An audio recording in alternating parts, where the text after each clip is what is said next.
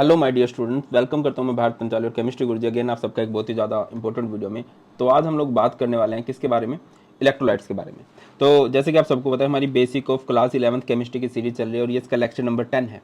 और इलेक्ट्रोलाइट हमारा बहुत इंपॉर्टेंट रहता है क्लास 11th में भी, क्लास 12th में भी बहुत बार ये टर्म आप लोग सुनने वाले हो। तो चलिए स्टार्ट करते हैं इलेक्ट्रोलाइट्स को। और इस लेक्चर के नोट्स आपको मिल जाएंगे टेलीग्राम चैनल, जो कि भारत पंचाल सर के नाम से है। और आपके केमिस्ट्री से रिलेटेड कुछ भी डाउट है आप मुझे पर्सनली डीएम कर सकते हैं। भारत पंचाल 92 मेरा इंस्टाग्राम हैंडल है। तो चलिए सबसे पहले इलेक्ट्रोलाइट किसे कहा जाता है। आप कोई भी एक सब्सटेंस लेते हो, फॉर एग्जांपल आपने NaCl नाम का एक सब्सटेंस लिया। आप इसे मोल्टन फॉर्म में ले सकते हो या फिर एक्वस फॉर्म में। मोल्टन मतलब इसको मेल्ट कर दिया गया, एक्वस मतलब आपने इसमें पानी डाल दिया। और जब आप इसको कंटेनर में लेते हो, है ना, और यहाँ पर इलेक्ट्रोड्स लगाते हो, इनर्ट, इनर्ट मतलब नॉन रिएक्टिव, और इलेक्ट्रिसिटी पास कराओगे, देन आप ऑब्जर्व करो कि ये जो सब्सटेंस है ये आयंस में ब्रेक डाउन हो चुका है।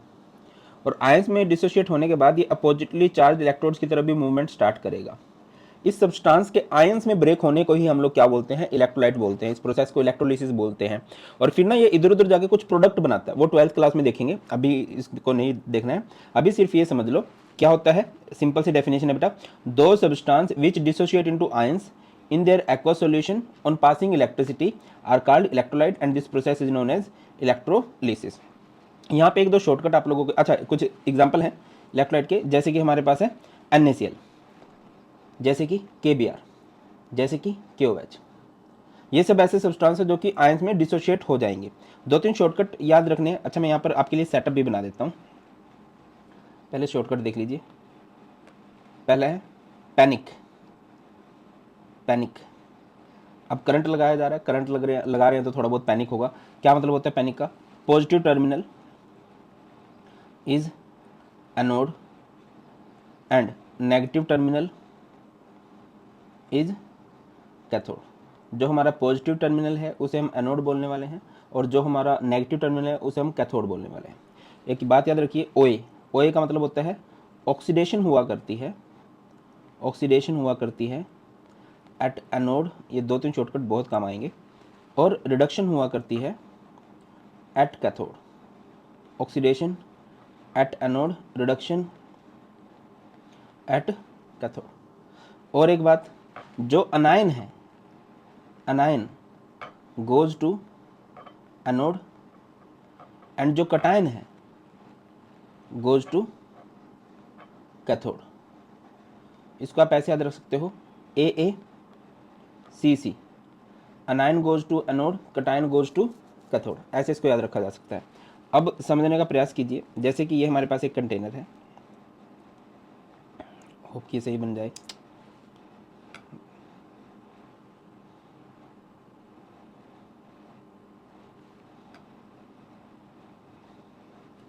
देखो यहाँ पर है,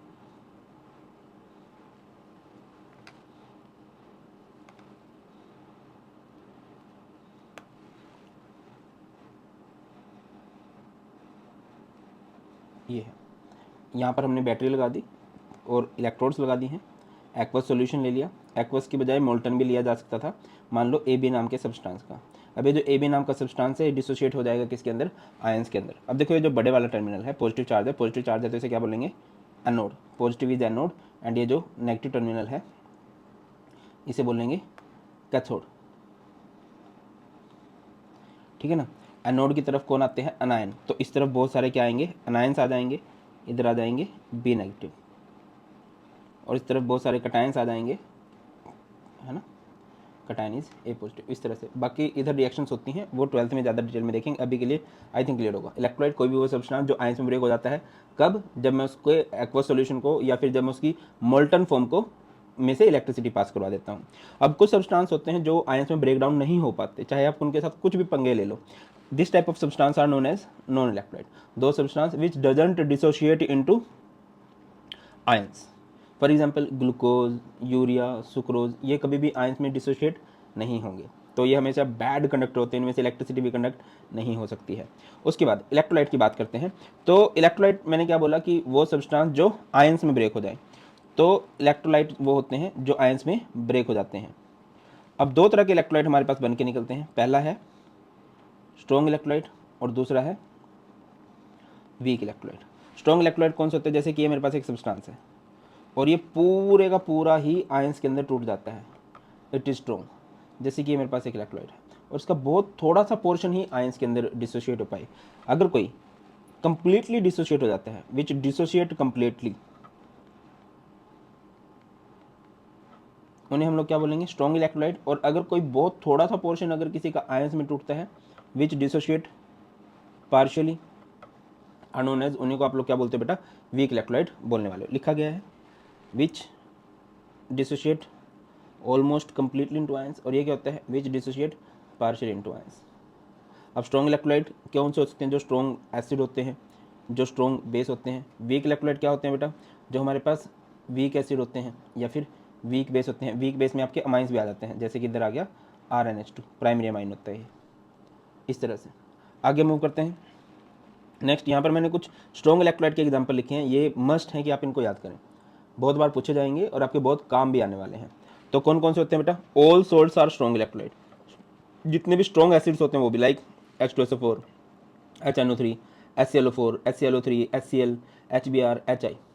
और जो स्ट्रॉन्ग बेसिस होते हैं, like all alkali metal hydroxide. Alkali metal मतलब जो ग्रुप 1 की मेटल्स होती हैं, lithium hydroxide, sodium hydroxide, potassium hydroxide, ये। इसके अलावा एक अल्कलाइन मेटल हाइड्रोक्साइड भी है, BaOH ट्वाइस, वो भी किसका रोल प्ले करता है, स्ट्रॉन्ग बेस का रोल प्ले करता है। ऑन दी अदर हैंड अगर मैं बात करता हूँ वीक इलेक्ट्रोलाइट की, वीक इलेक्ट्रोलाइट जो बहुत थोड़ा सा पोर्शन आयंस के अंदर ब्रेक डाउन हो पाता है, तो जो वीक एसिड है, like H2SO3, HNO2, HClO2, HClO, HF, H2CO3, H3BO3, HCN, और जितने भी ऑर्गेनिक कार्बोक्सिलिक एसिड होते हैं, लाइक CH3COOH, COOH वाली जो फैमिली होती है वो वीक एसिड्स में काउंट होती है। जो वीक बेसिस होते हैं, जितने भी हमारे पास वीक बेसिस है, like all alkaline earth metal hydroxide, BaOH twice को छोड़ के, है ना, आपके पास MgOH ट्वाइस हो जाएगा, मैग्नीशियम हाइड्रोक्साइड हो जाएगा, कैल्शियम हाइड्रोक्साइड हो जाएगा, ये सब वीक बेस में काउंट होते हैं। एल्यूमिनियम हाइड्रोक्साइड हो गया, अमोनियम हाइड्रोक्साइड हो गया, डी ब्लॉक के मेटल हाइड्रोक्साइड, डी ब्लॉक के मेटल होते हैं ना, जैसे जिंक है, वो सब। और ऑर्गेनिक बेसिस जितने भी हैं, जैसे कि हमारे पास है primary amine, secondary amine, tertiary amine, ये सब क्या होंगे, वीक इलेक्ट्रोलाइट में काउंट किए जाते हैं। आगे मूव करते हैं, यहीं से कंडक्टर नॉन कंडक्टर वाला कंसेप्ट भी आ जाता है आपका। कंडक्टर कौन से होते हैं बेटा, those substance which allow the electricity to pass through them, कोई भी ऐसा सब्सटेंस जिसमें से बिजली पास हो जाती है ना, जैसे कि अच्छा, बिजली दो रीजन से पास हो सकती है, इलेक्ट्रिसिटी दो रीजन से पास हो सकती है, या तो किसी के पास फ्री इलेक्ट्रॉन्स हो या फिर किसी के पास फ्री आयंस हो। तो अगर किसी में से इलेक्ट्रिसिटी इलेक्ट्रॉन्स की वजह से कंडक्ट हो रही है तो उसे बोलेंगे मेटालिक कंडक्टर, और अगर किसी में इलेक्ट्रिसिटी आयंस की वजह से कंडक्ट हो रही है तो उसे बोलेंगे इलेक्ट्रोलिटिक कंडक्टर या फिर आयनिक कंडक्टर। मेटालिक कंडक्टर में इलेक्ट्रिसिटी क्यों पास होती है, due two electrons. Electrolytic conductor में ड्यू टू आयंस, जैसे NaCl है, अगर आप NaCl को वैसे रखो और उसमें से करंट पास कराओ तो करंट पास नहीं होगा।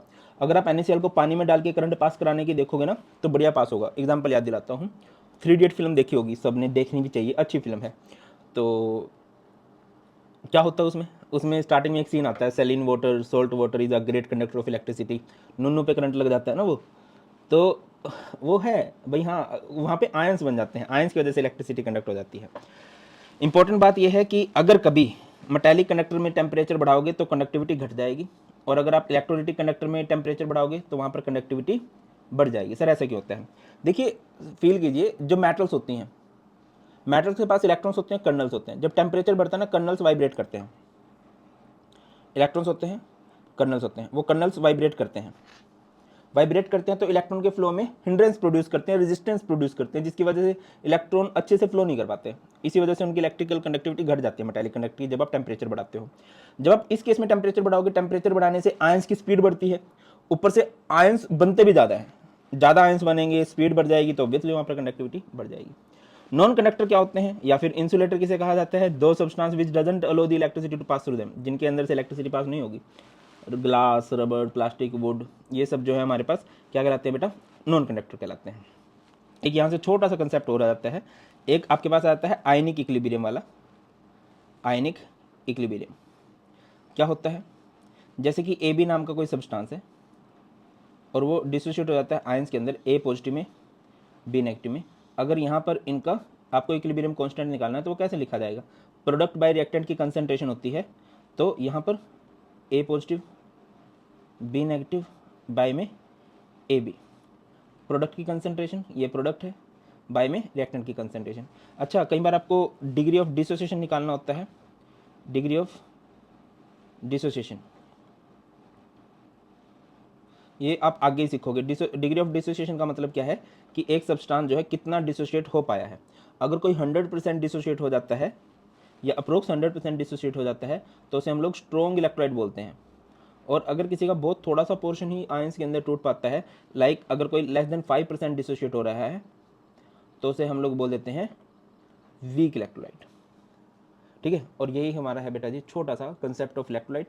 इससे रिलेटेड क्वेश्चन आपके बहुत सारे बनने वाले हैं। आई होप आपको सब कुछ क्लियर होगा। स्टिल कुछ भी डाउट्स हैं आप कमेंट सेक्शन में बता सकते हैं। और अगर आपको ये कंसेप्ट समझ में आ गया है, नोट्स बढ़िया लग गए होंगे, तो आप इसको अपने फ्रेंड्स के पास भी शेयर कर सकते हो। ये मेरी रिक्वेस्ट है। ख्याल रखिए, बहुत जल्द मिलते हैं। God bless you all, please take care. जय हिंद।